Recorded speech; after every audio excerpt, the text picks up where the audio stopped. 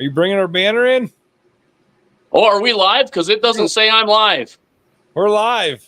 We're live. Fantastic. Well, then let's do it. Oh, there we are. This is Between Hooksets. I'm Jason Walter from In Through the Outdoors with my partner in slime, Kurt Underhill from the fishing crew. Well, there we go, buddy. Yeah, well, you know, when you're on the road, right? Oh, yeah. You deal with whatever you have. Let me just give you a quick, I lost my balance. So there we go. Got your Letterman jacket on? That's football, band, math, glee club, chess club, and basketball. Were you the statistician for football and basketball or what? No, I was not. But interestingly enough, I am in my head coach's son's house. So Coach Lay, his son Mark, and I have remained buds for 40 years after we graduated. We were celebrating our 40th high school reunion this weekend. I'm actually kind of excited about it. I'm really pumped. That's a big deal. It really is. Years behind you. You know, I don't anymore. I'm beginning to think nobody's older than me. Matter of fact, I think Johnny is probably a year or two younger than I am. You know, I don't know. We've got Johnnie Candle on the show tonight. Let's bring him in and say hello. Johnny. How are we doing, Johnny? How's it going, guys? And let's see, I graduated in 1988, so I'm maybe a couple years short of you. I was 3. You are, because I graduated in 84. So, okay. Yeah. Yep. So, you know, I never anymore. Yeah, we were at one of the at the drinking establishments in Rugby last night, and a couple of people walked in, and I said, "Well, holy cats, this town's full of old people." And Mark turned and looked at me. He said, "You realize that's us too?" Like, you're right. We are. We're all getting older. You know, it's truly amazing. You know, you look at everybody. I saw one of my high school classmates, Kurt Arthur, and it took me forever before I figured out who it was, because there are a lot of us that look different. Mark looks like the day he graduated, but you know, and pardon me for having to do this goofy stuff, but you know, it's interesting. I found this awesome picture of Johnny, and you know, I mean, now that's a young Candle right there. Very much so. Explain that picture and that piece. Oh, let's see. I started my professional tournament career the summer after I graduated college. So I was 23 years old when I fished my very first national level touring walleye event. Bumbled my way through a season, kind of trying to figure out why I even went back for year 2, because I probably shouldn't have. And then the second year, I actually fished very well and made my first national championship tournament. That got me quite a bit of recognition instantly out of the gate. So ended up sponsored by, you notice that hat said Walleye Angler. That was the Bass Pro Shops walleye division for many, many years. So I ended up sponsored by them and Tracker Marine, Johnny Morris. And along the way, that introduced me to a lot of people, right? Everybody wants their products in Bass Pro Shops. So companies would come to me and say, hey, we'd like you to use our stuff. And I believe that was a off-brand underwater camera ad that you showed earlier. They didn't last real long, but it got my picture in a catalog once or twice, and I got paid a few bucks for it, I'm sure. But no, it was a fun way to start a career. Probably not the smartest way. I talk to a lot of youth nowadays, and I tell them all, don't do what I did. I had you guys will laugh at this. I fished my first year on the pro walleye circuits. It was called the North American Walleye Anglers. It was owned and operated by Cabela's. It was an equal to the PWT. So same schedules, same guys fished to both of them. I fished it in a Lund SV. If you're not familiar with a Lund SV, That is the boat with no flat floor and 4 wooden bench seats. I was going to say it's a step down from the Mr. Pike, right? Correct. It had a side console to steer your outboard motor, but it did not have a seat with a back on the bench. So when I got to the first tournament and the tournament director saw my boat, they wouldn't let me fish until I bolted 2 seats with backs to the bench of the boat. So I had to run around town in La Crosse, Wisconsin. I remember it well, and I couldn't find 2 that matched, which kind of made me mad. You had one blue one, one red motor, one? Yeah, a blue one and a red one. And my outboard motor did not have trim or tilt. It was either down or up. There was no tilt or trim. You lifted it up and it came unlatched and you dropped it down. And when you got to the boat ramp at the end of the day, you lifted up and it clicked it in place and you drove away. There was no trim, no tilt, no nothing. 35 horse Johnson 40. or Evinrude, or did you have a 50? 40. Yeah, it was a 40 horse Johnson Seahorse, the white one. Didn't even have a VRO pump. I had to mix the oil and gas myself. I had two 6-gallon gas cans that slid under the back wooden bench seat, right? And if you were really good, you could be running wide open and hear it sputter and switch gas cans without the motor shutting off. Hey, those were the days. Seriously. And so that was the days when it was kind of a greenish seafoam green kind of paint on the inside, right? Oh yeah. Yep. And then when you flipped up the seat that you were driving on, that was the live well, if I remember right.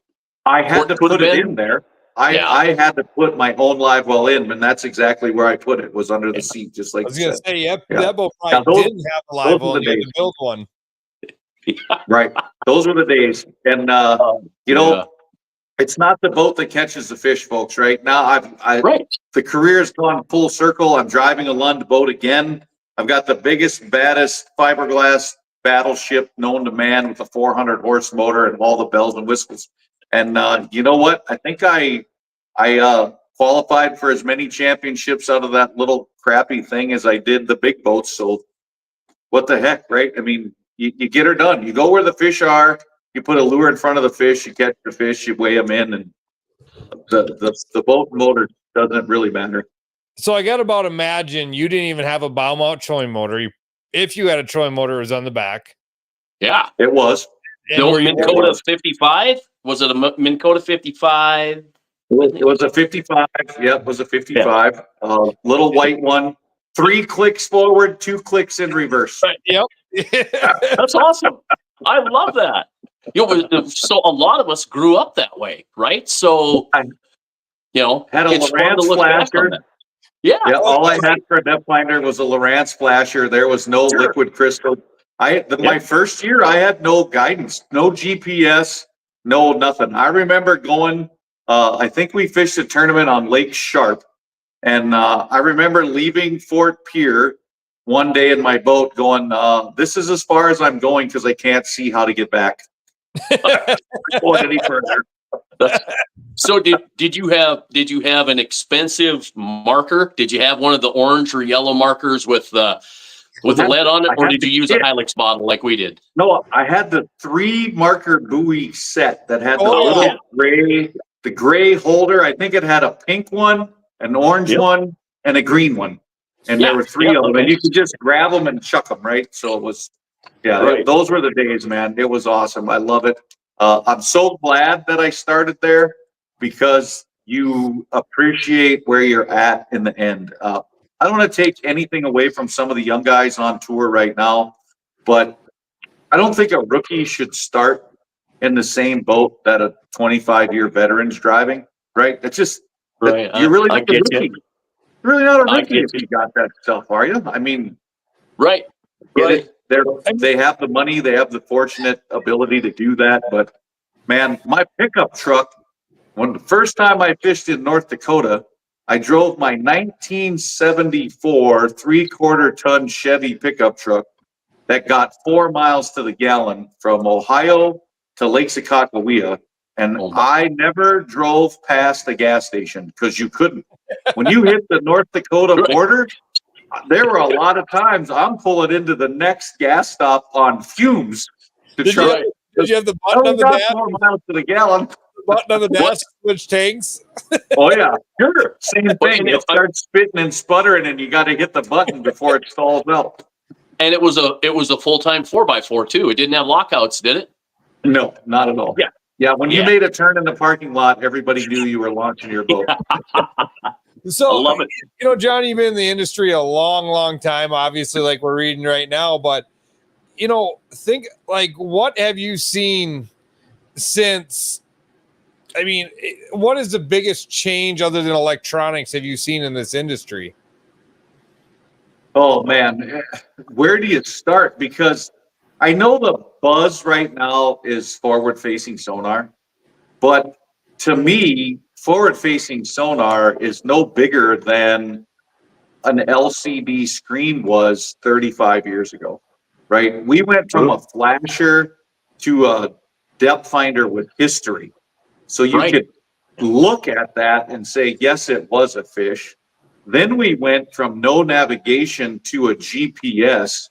Oh my goodness, who cared if it had a map or not? I could now find a fishing location and drive back to it, and not just get back to it, but know exactly how long it was going to take me to get there and to get home. So for a tournament angler, that was a light year jump, right? I mean, Yeah. you were literally guessing. I think it's about 6 miles to get back to the weigh-in. You didn't know. Then we come out with color 2D sonar. Holy cow, the world got bent upside down. Side imaging came along, another huge leap, right? So yeah, I don't want to say any one of those was more significant than the other, because quite honestly, guys, we wouldn't have forward-facing sonar to debate right now if we didn't have side imaging first. Because Yeah. the forward-facing sonar is the exact same frequency and beam that we've been using for side imaging. We can just point it in a direction, right? So all this stuff had to happen first to get us where we're at today. Right. I think it's all critical. I think it's all been incredible. Mapping, right? I'm with Humminbird, Nice Lake maps. Master. Yeah. Lake Think Master about that when mapping. Mike Oh came my out with his goodness. maps. Right. Yeah. You know, that was a big, huge deal, because that we could mark a waypoint, or we could find that waypoint, and he already had it figured out. We knew Right. where the breaks were, we knew where the humps were, we knew where the weeds were, we knew where the stock dams were, everything. I was so enamored at my first Mike's map. It made me a bathymetry nut. And when Lake Master came out with their auto chart, I mapped lakes for 2 summers solid, having a blast. And then Navionics mapped them all and came out with their app and changed the world. And it kind of wasted my time, but I learned to understand the bathymetry. So it was a huge deal. It's fantastic. Right. And like I said, to say any one of those steps was bigger than the one before it, I think we're fooling ourselves, right? True. You've got to have the foundation to build on. And, you know, I'm obviously partial to Johnson Outdoors because of my sponsor relationship, but thank goodness for competition amongst the 100%. brands Right. to drive it where it is right now, right? If it was only Lowrance, and at one time it kind of was, right? I'm not afraid to say that out loud. It's the truth hurts sometimes. And when it was only Lowrance, we didn't have all this advancement. It was pretty much the same old for a long time. And when we got the competition, when Humminbird got their act together, and when Garmin jumped in this game, and Ray Marine and some of these others, holy cow, look what they're pushing each other to do, right? Yeah. I'm going to one up you with this. Well, I'm going to one up you with that.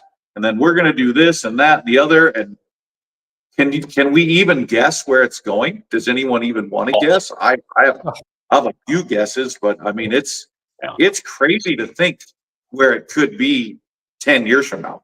I truly believe we're going to have video, and we probably won't need the graphics that we've got, but there will be an overlay. I truly believe that at some point we'll have, because they've come up with Wi-Fi video now. There is a fish camera out there that will Wi-Fi underwater, and it's going to be interesting to see, where we go. It's amazing. But you asked that question, Johnny. But in your career, going through this and seeing all these progressions, every time one came out, you probably never thought you'd be there. No, right? Like there's no way we're gonna be able to see him 20 yards, 50 yards, 100 yards offside of our boat. No way, right? No way. So everything we try to think is coming next, who knows? Who knows what it really is coming next with these technologies? And I appreciate how you stated that one was no more important than the other, because every time we've had this argument about forward-facing sonar, I said, guys, if you want to band it, we should have started with GPS maps, and then we should have went to spot lock and side scan, and we wouldn't be where we're at today. And the competition is right. It's no different than you competing against the next angler in the tournament circuit. The companies are doing the same thing. Absolutely. Yeah. Absolutely. Yeah, you want to talk trolling motors instead of depth finders. Holy cow, right? I mean, when I first started tournament angling, the reason I got shellacked my rookie season is because my version of boat control growing up on the Great Lakes in Ohio, on Lake Erie specifically, was trolling in a straight line at 2 miles an hour. Sure. I didn't know what boat control was. Yeah, you could throw a big heavy rock over your boat on a string and sit in one spot if you wanted to anchor and bobber fish, but I had no clue how to keep my boat on a brake line or on a mud flat at Mille Lacs Lake, or I didn't know that because I was never exposed to that type of fishing. And early in my career, the guys that won the money were the guys that could drive their boat the best. They weren't necessarily the best at feeling a bite. They weren't necessarily the best at fighting a fish to the net. They were the best at putting their boat, over fish and keeping it there. I worked really hard to learn that quickly, and it paid dividends early in my career. And now everybody's equal, right? You go out and hit a button. You go out and beep, beep, beep on my Humminbird, and I can follow a contour. This new drift mode is absolutely incredible. Cruise control, and everybody's got it, no matter what brand motor you have. So, man, talk about the great equalizer right there in the tournament world. Now everybody's boat control is exactly the same, and that threw one level of the playing field right out the window. Right, and you know what we're forgetting? The steering wheel. You started with that steering wheel, that side column, and so side steer. We were trolling backwards. Everybody had a tiller. Exactly. And then the steering wheel came along. The boat control is completely different, right? Absolutely. So that we can't leave out the steering wheel, because it what a huge change. Right. Yeah, and it seems obvious, right? Well, duh, boat has a steering wheel, but they didn't always, right? No. When I was watching as a young man in high school, starting to dream of being a professional walleye angler, they all drove 1775 Pro V tillers. Sure. Not 2025s, not 2125s. They had 17-foot, what was the Alumacraft called? A lunker, I think? The Alumacraft. I think you're right. Yeah. And then they had the 1775 Lund. And if you had a 75 Merc, man, you were king, because you could go 42 miles an hour. I remember, I've told the story a few times on here, but I remember being a kid, and my dad and I was up in Mobridge guiding a guy, and Bob Propp Sr. and Mike McClellan came by in their Starcraft with a 115 on the back, and we had a 50 tiller on that. And the guy goes, he must be doing 200 miles an hour. So, I mean, you think about that, right? And now we're talking, guys are trying to clip their boats into 70, 80 miles an hour. And, the days of, the glory days of when you fished with some of, yourself included, some of the best legends ever. That picture you popped up had Ole on it. Right. Just some of the people that you got to, I'm sitting here with my Mike McClellan book. Exactly. Well, the that legend. First championship tournament I made, I should have known it was going to happen. I was out of the running to do well in that tournament the second day I was there. At that time, everyone stayed together for the championship tournament. Your lodging was provided, all your meals were provided. And the second night, we walked into dinner, and I'm looking around the room at Gary Roach, right? Mike McClellan, Bob Propp Sr., Mike, or Bob Hansen, I believe his name was. Yep. Man, I'm sure I'm forgetting some. Keenan Miller from Bismarck. There's an old name that a lot of people wouldn't remember, but was a rock star. Parsons and Cavallas are in the room. And you just look around at these names, and I've been reading about these guys in magazine after magazine after magazine. And if you were lucky enough to get the right channel on Saturday morning, I would see a glimpse of them on an In Fisherman TV show. And I'm sitting in this room going, oh, look at me. I have arrived, right? Who cares how I finish in this tournament?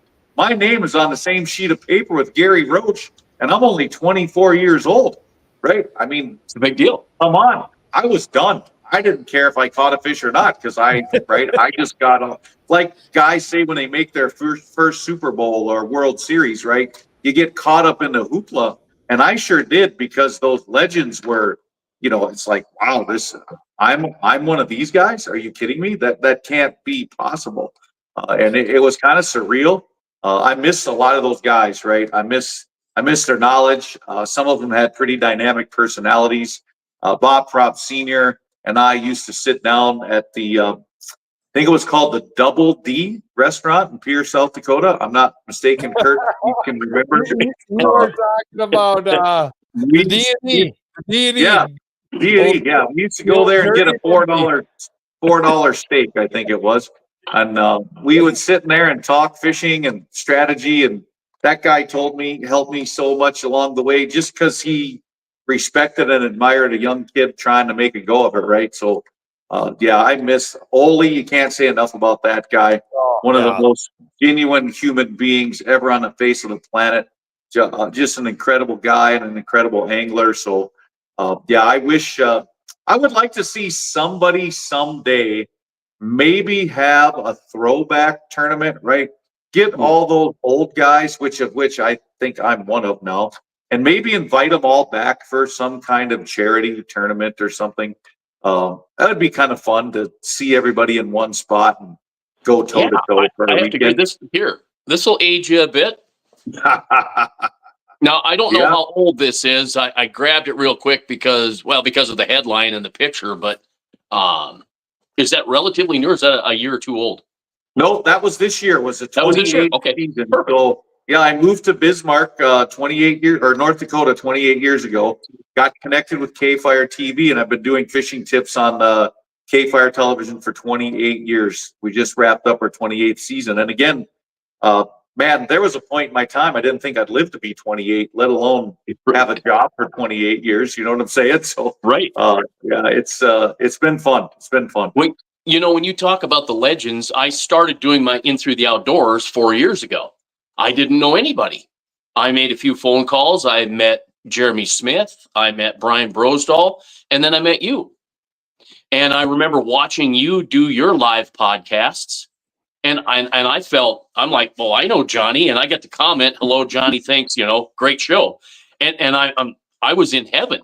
Now here you are on our podcast. That's awesome. So it's amazing where you can go in the industry, whether it's a dream or not. I don't know that it was a dream of mine. I know that every time I want to quit, somebody pushes me to keep going. And I think it's the good Lord says, hey, you've got stories to tell and stories to share, so keep it going. So, to have a legend on the show tonight like this, for me, it's a new dream come true. It's truly amazing. It's a ton of fun, and it was great. I'm glad you reached out, and we got to get you on while you're in Lake Vermilion. Let me pop this up here real quick too.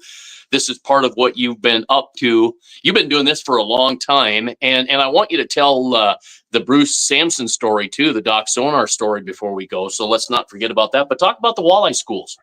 Yeah, so it was about I think this is the 15th year I've been here at Vermilion Dam Lodge on wonderful Lake Vermilion. The owner reached out to me out of nowhere and said, "Hey, I got your name from some guys in the Twin Cities that heard you do a seminar at the Minneapolis Sports Show. They thought you were a pretty good teacher. I would like to have some kind of walleye instructional event at my resort. Would you be interested?"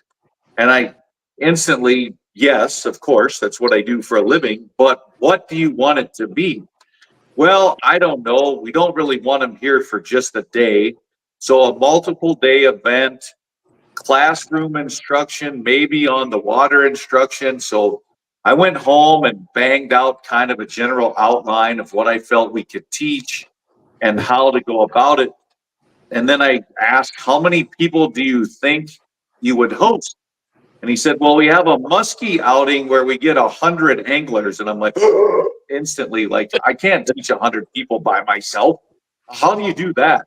So I reached out to Doc Samson. I would not call us friends at that time. We definitely weren't enemies, but we were competitors. I knew who he was. Obviously, he was making a way in the industry teaching Sonar. I was making a way in the industry with my Walleye University classroom session. And what we decided was to blend the two together. Doc would teach the marine electronics side. I would teach the technique side. And we figured out a way to get us in boats with the anglers on the water in between classroom sessions. And what makes our class unique, even way back in the beginning, is they don't come to fish in our boats. They bring their own boats. Because what good is it, Jason, if you learn to pull planer boards in my boat, you go home and you go, well, I don't have rod holders in the right spot. I don't have a kicker. I don't have this. I don't have the other.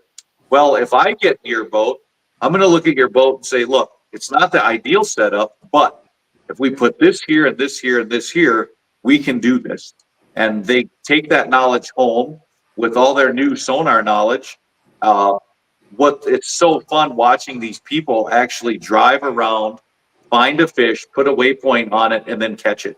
And once they do that one time, they're like, oh my God, I got it. I got it. Why didn't anyone show me this sooner? Right? And that's pretty much what this school's all about, right? Drive around, learn to use your sonar. There's the fish on side imaging, down imaging, 2D, it doesn't matter. Drop waypoints on the fish, pick up a jig and wrap, a spinner, a Lindy rig, and a red-tailed chub, whatever it is. Drive over it. There's the fish. Dink, dink, there's the bite. I catch a walleye. And I'm still hearing from people from that first school about, oh my goodness, I can't believe what you taught us, right?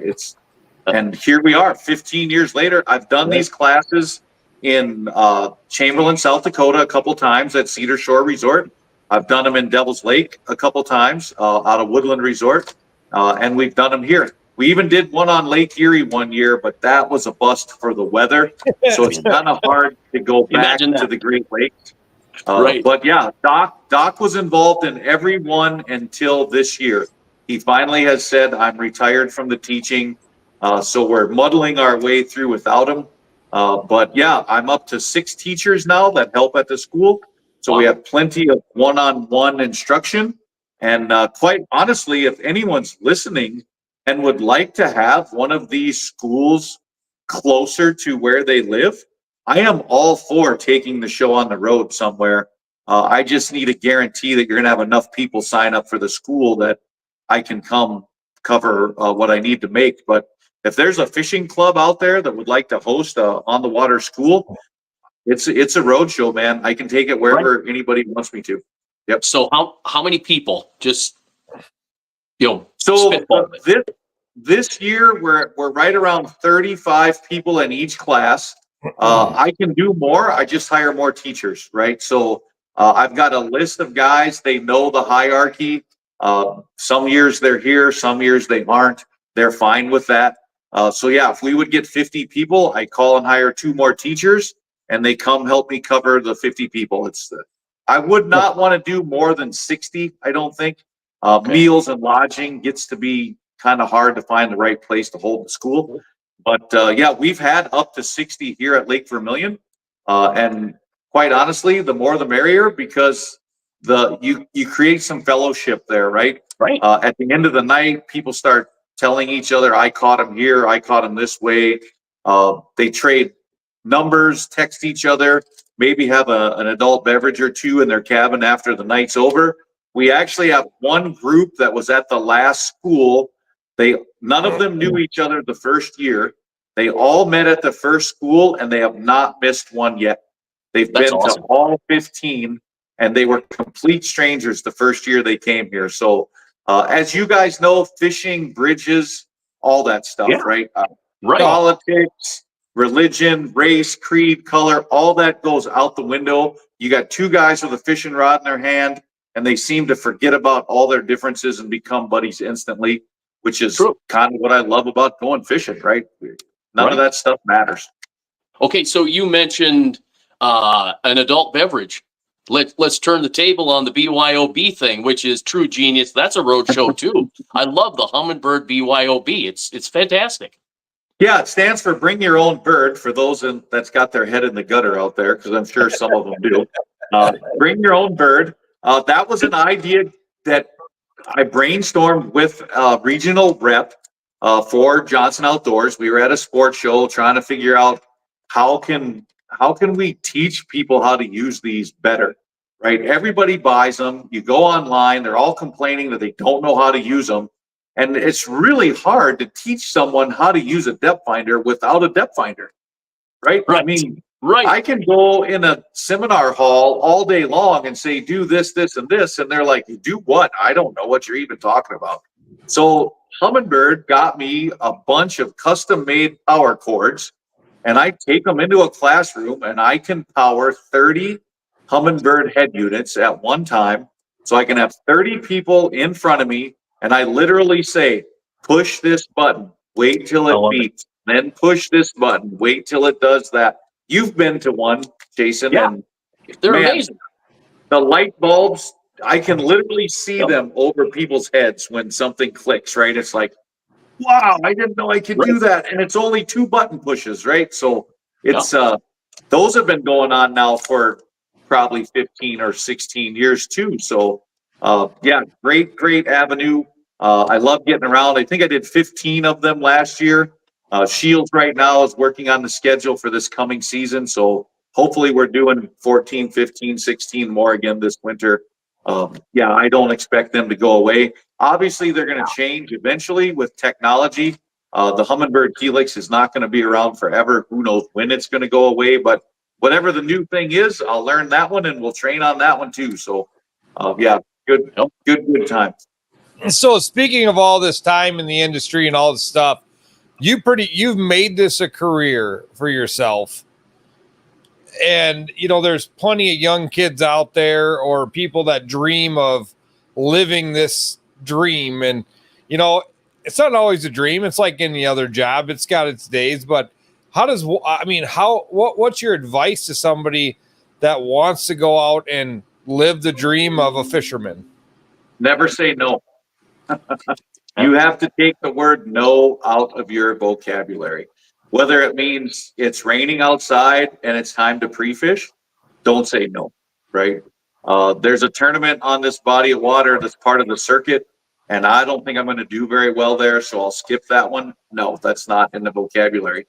When a sponsor or a business or an industry opportunity comes along, I don't care if it's sweeping the floor at the Sioux Falls Convention Center after the sports show is over. You don't say no. If people had any clue at some of the things I did to make it to where I'm at in the fishing world, they wouldn't believe it if I told them. One of the instances that I love to talk about, because I truly had a great time doing it, is I went on the road with the Pure Fishing semi truck. You guys remember the big 53-foot semi truck? Their first season on the road, I worked on that truck. 13 weeks I lived in a cab over semi truck with three other guys, right? We were pretty much a carnival with fishing tackle. But I got to see Washington and Oregon, and I got to see New York and Tennessee and Kentucky and Wisconsin and Minnesota and everywhere in between at a retail sporting goods event, most of the time working with other people that I aspired to be, right? Guys in the booth that pick the biggest names in bass and walleye and steelhead and salmon and whatever fishery we were at, right? I got to work shoulder to shoulder with the biggest names in the business. And I got to meet all the vice presidents and marketing executives and whoever, not just for Pure Fishing, but at the Bassmaster Classic, when the president of Berkeley says, come with me to this meeting, and there's the president of every other fishing tackle company you can name. If I would have said no, where would I be today? Right? I mean, I did a lot of grunt work, a lot of stuff. There were a lot of, sorry guys, phone call. I did a lot of stuff where I would be setting up, well, like an event like this. I usually set the classroom up myself. And the whole time I'm setting it up, I ask myself, do you think Gary Parsons does this? Right? Do you think Keith Cavias does this? Well, you know what? I've talked to those guys. And back in the day, they did. They did. All of them did. Gary Roach did it, right? Roland Martin, Babe Winkleman, Al Linder. If you ever get to talk to Al Linder about the early days, right? They made Lindy rigs, put them in bags, stapled them shut, and carried them around in their car, not a truck, a station wagon, to sell them one at a time, right? They didn't say, no, I'm not packaging my own tackle. So if you want to make it in this game, yeah, there's all the stuff about fish hard, get a degree, learn how to public speak, all that stuff. I'm going to tell you the one rule that trumps it all: throw the word no out of your vocabulary. There were many, many times I could have said, nope, I can't do this, and quit. And I would have been who knows what, right? Driving a truck somewhere or flipping burgers in McDonald's. I don't know what I would have done for a living, but it's been a really, really good run. I've loved every minute of it. I'm not uber wealthy by any means. I live comfortably enough.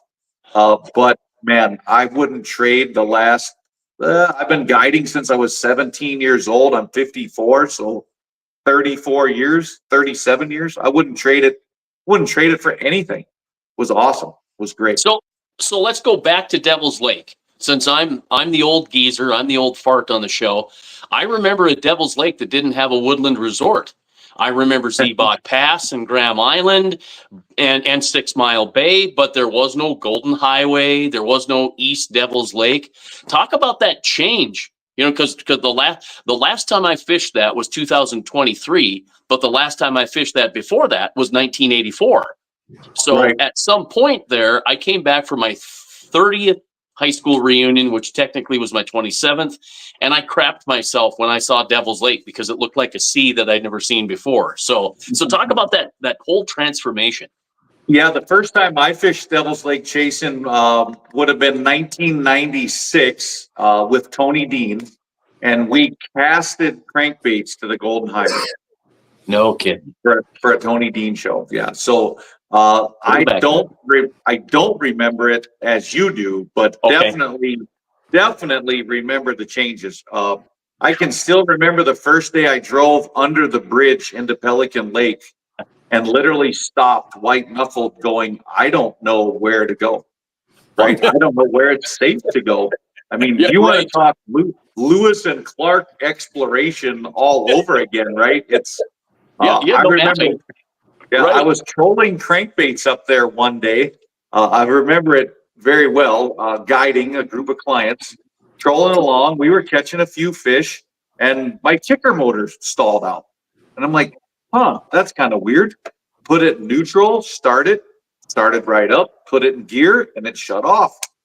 put it in neutral, start it, runs great, put it in gear, it shuts off. So I trim it up, and there's about a volleyball-sized ball of barbed wire fence wrapped around my kicker motor propeller, right? Because I wasn't expecting that. The fences were all still there, right? Wow. Must have caught one just right that wrapped it around my prop. And so here I am in my skivvies in Devil's Lake trying to unwind barbed wire fence from a propeller. Not no gloves. Not fun, but I got it with done. no gloves. And, right. But yeah, what a great, awesome thing. I get it. What would you call it? The social, political climate of the flooding of Devil's Lake, not always fun to talk about. I understand. I would probably feel a lot differently had I lost 10,000 acres of family farmland and my living. But there's been a lot of other people that have gained by the flooding of Devil's Lake as well. So it's a lot of give and take. But man, talk about creating a fishery. Devil's Lake was good. It was okay when it was low. But 2-pound perch. Yeah, but look at it now. Oh my goodness. Yep. Crazy. The wall, I remember fishing, it would have been in 83. We fished in the funnel clouds, and we fished a tornado because the walleye were literally jumping in the boat. It was over the side, over the side, and we didn't want to stop. Right. It was nuts, and they were awesome. But the biggest thing that I remember as a youngster fishing Devil's Lake in the late 70s and through mid 80s, we'll call it, were the 2-pound perch. That was a big deal back then. And Devil's Lake still has a 2-pound perch, right? Maybe not the population they had back in the 80s, but I think they have just as many. Just the lake is now 5 times, 6 times bigger. So yeah, right. Where do you go to find them, right? I mean, it's amazing. But no, what a prairie gym, right? Kurt, you guys down in South Dakota have kind of the same thing in that northeastern part of the state down there. Almost at the same time frame, right? They flooded about the same time Devil's Lake did and created some incredible fisheries. And I've enjoyed visiting down there. You close your eyes and back your boat in Wabae Lake, and if you didn't know any better, you'd swear to God you're on Devil's Lake. They look almost exactly the same, right? So, yeah, it's just it's been a great thing. And again, with the good comes some bad, but I think the trade-offs have been equal. That little town of Webster, South Dakota, I don't think they had a lot of tourism dollars before those lakes filled up with water. So it's been a benefit. It's been a benefit to some of those communities along the way too. Well, I think they got an A&W because of it. They wouldn't have had the A&W if they wouldn't have flooded the prairie potholes. And you think about that, the flooding of all of those prairie potholes and the big perch and the big walleye that people, personal bests, wall hangers and stuff that people have taken home because of that. And it's unfortunate that people lost land. But it's over with. And we're out there fishing it. So it's amazing. It's truly amazing. It is amazing. And we talk evolution. It's no different than electronic stock or this. I mean, you got to adapt, and it comes with time, right? I mean, we didn't put the water there. Nope. And we're not taking the water away. I mean, that's what it is. So, I mean, the industry has changed. Everything changes. Some for the good, some for the bad, right? I mean, as a guy that's made a living on this for, as many years as you have, what was your, when social media came around, were you like, what am I doing? I mean, now you have to do this. I absolutely loved when social media came around because now my results could be counted. I worked my butt off in the early days of media that you waved a magic wand over it and said, I got 800,000 impressions today. No one could prove it. Well, you could. There was a book. I can't remember what the book is called. It's about 6 inches thick, and it had every publication listed in it. Oh, God, I wish I could remember what it was called. But man, I got a lot of people that want to talk to me today. But you could look up, if you were in a magazine, you could go to this big registry and look up that magazine and see what their circulation was, how many people read it, all that kind of stuff. The book was really expensive, but But if you wanted to report to your sponsors how much media exposure you got, you better have that book, right? So I would buy that every year for $200 and sit down with every newspaper clipping I could find, not the ones I knew I was in. If I didn't have physical evidence of it, I couldn't count it because the sponsor is going to hold your feet to the fire, right? Sure. So you would get the tear sheets if a writer would send them to you.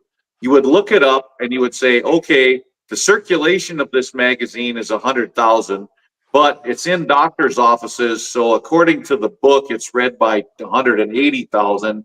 So I got this many impressions from this article, whatever. When you're on TV, that's still kind of make-believe numbers, right? You've got a universe and a rating, and what does this number mean and that number mean? And again, I didn't always know if the interview I did standing by a tournament boat ramp made the local 6 o'clock news or not. So you couldn't count it on a guess. Well, guess what? Now with social media, I can tell Johnson Outdoors, I got you 17 million impressions last quarter, and here's where they all are. Click on the link and you can see it for yourself. So I love social media because I feel for most of my career, I was undervalued because I couldn't prove what my reach was. Now I can prove what my reach is.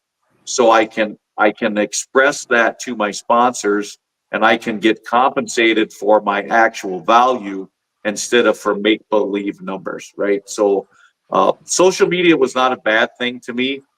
I don't really like how it's permeated every bit of our lives. I would like a little bit of privacy sometimes.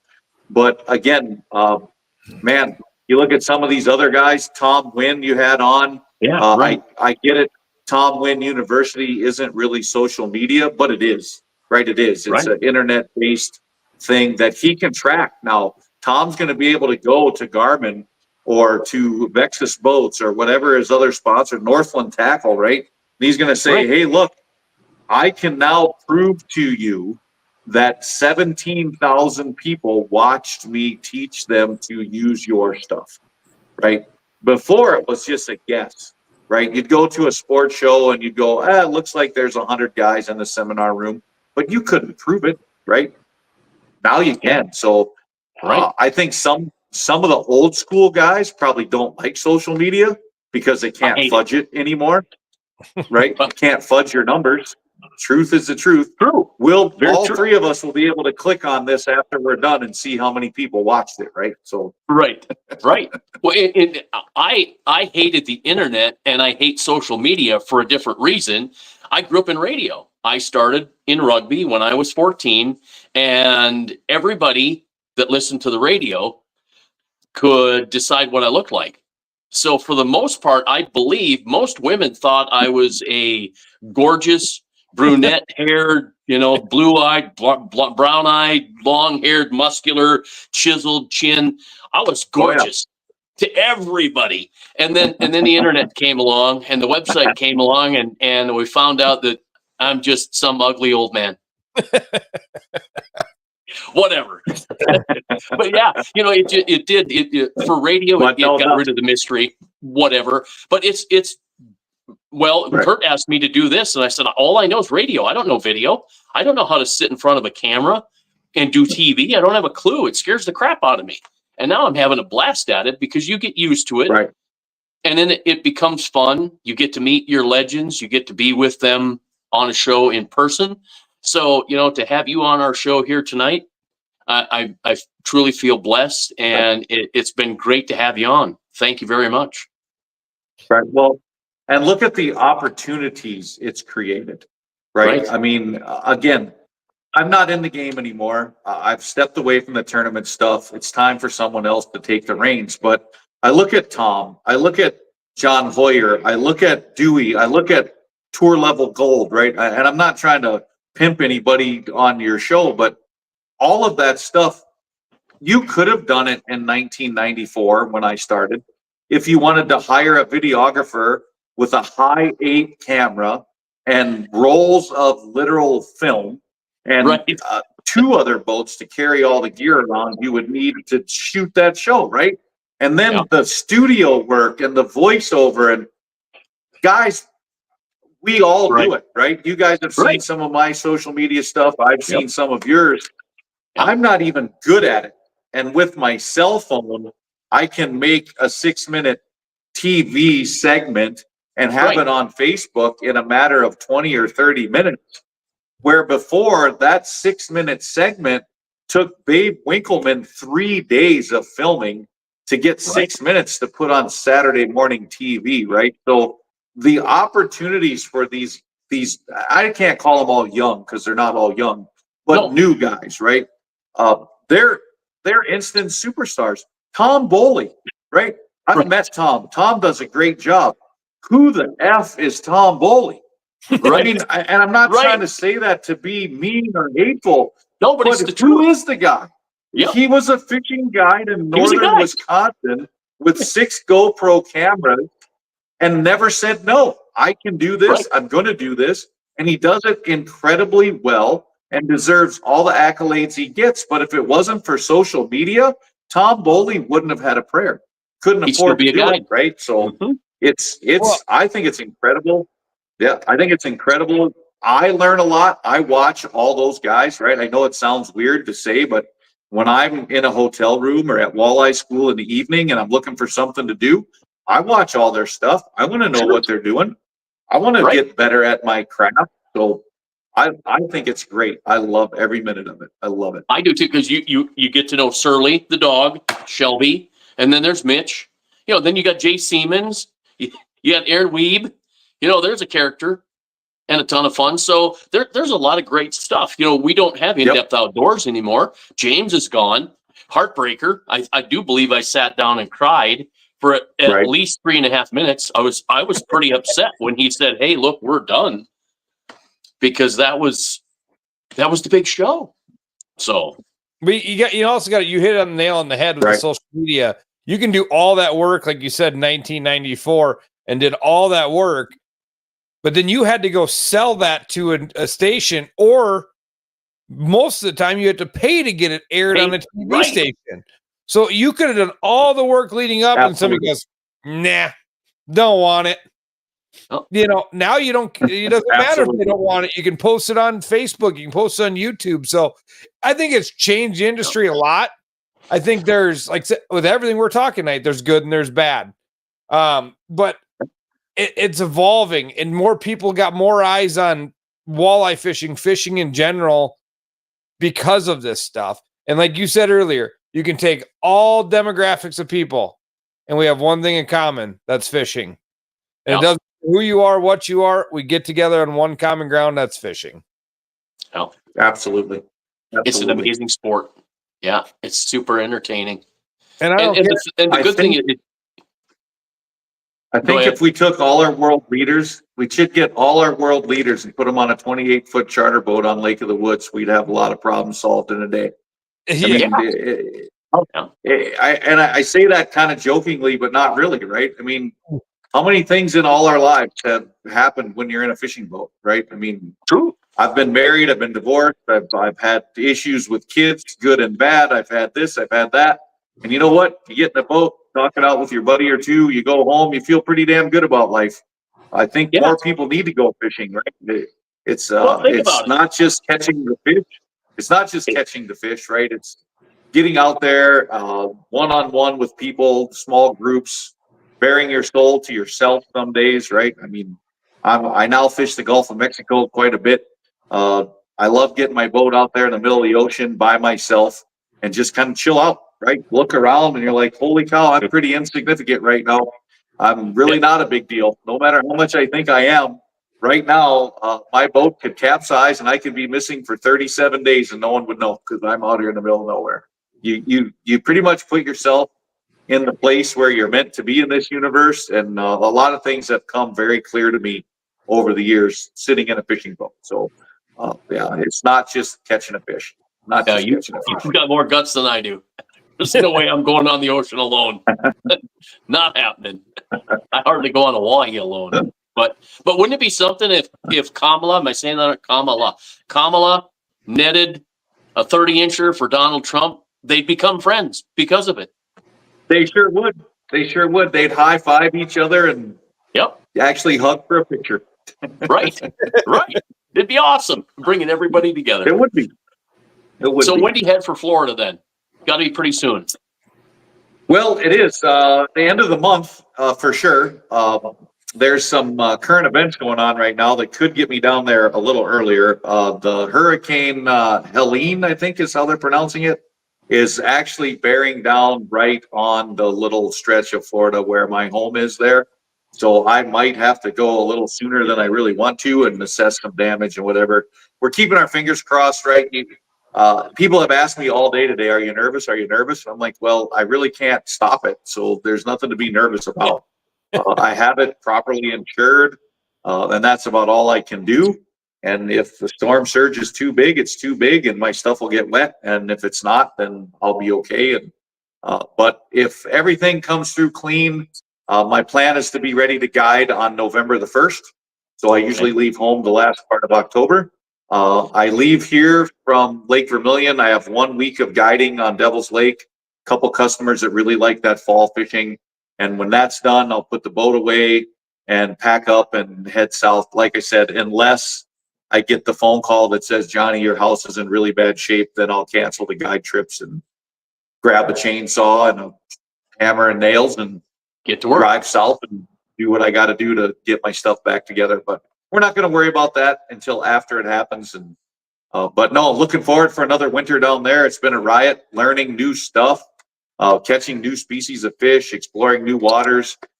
Had some great success the first couple years guiding down there, and I look forward to get better and better. So if anybody wants to come down there and get warm, December, January, February are great fishing months down there, and it's a lot warmer than anywhere anybody's listening to this right now. So come on down and look me up. We'll have a lot of fun. So Go ahead, Kurt. I'm guessing you're targeting redfish. What else? Like what other grouper? Like Yeah. what So are you yep. thinking So down there? inshore. Yeah, inshore fishing is redfish and speckled trout. They're the inshore gimmies. Some sheep's head maybe mixed in there. Every now and again, there's a leftover, something that hasn't gone further south yet, maybe a cobia. We've hooked a tarpon or two by accident. That's not something you want to do by accident because you're not going to win, but it's fun to see them jump a couple times. And then if the Gulf is calm enough, I can get out into 60, 70, 80, 90 feet of water where I'm located without driving more than 10 miles. So I've got grouper, snapper, some sea bass, hogfish are really cool, right? They got the funny looking lips and the big long flowing fins. They're pretty fun to catch. Yeah, so I don't know. Last winter I kept a log book. I caught 52 different species of fish in the 4 months I was down there. So to answer the question of what will you catch, I honestly can't say what you'll catch because you never know. It's a surprise. Yeah, that's perfect. Yeah. Well, I'm glad An you got a great octopus is not attitude so about. fun. Yeah. What was that? I said an octopus is not so fun. No, They I have don't think I 8 want to arms. catch an octopus. They No. have 8 arms and you have 1 other than the Right. one you're holding it with. You can't Right. win. You peel one off and the other 2 wrap around. And Come right it's at just, you. yeah, it's funny. Yeah, it's fun. But Yeah, I've got friends that are like, "Do you like calamari?" And I'm like, "No, it sticks to the roof of my mouth." And they're like, "I don't get it." Like, okay, tentacle, suction cups, stick to the roof of the mouth, whatever. But Johnny, I love your attitude. I wanted to ask you about Florida before we started, and I thought, I don't even want to start there. So I'm glad we had a chance to finish with that. And I hope all goes well down there. I hope that it's a miracle, that nothing happens. You go down there and it's business as usual, life as usual, and you have a great winter down south. And we'll see you back up here for some of the BYOBs. oh yeah, absolutely. I'm looking forward to it, guys. I can't thank you enough for letting me be on your show. I've known both of you for a long time. I think Kurt, you and I had a beer sitting on a deck overlooking Lake Oahe the first time we met each other at one of your tournaments. Probably Yeah. years ago. Yep. So Yeah. So known both of you a long time. I love what you're doing. I tune into it. I know I don't catch them all, but I tune into as many live as I can. I know you see me when I throw a comment or two in there. I do watch them recorded if I don't get to see them live. So keep up the good work. And if you're ever short of a guest, just dial me up. I'll talk with you anytime you want. Hey, We'll do. It's been appreciate great. it. We might have to All talk to you this winter when you're down in Florida and get some of those stories and see what you're doing down there. So absolutely, I'd love to. Love to. We appreciate you, Johnny. Thank you. Luck and best of luck on the house down there. We'll talk to you very soon. Thank you. All right, take care, guys. Have a good one. All right. Thank you.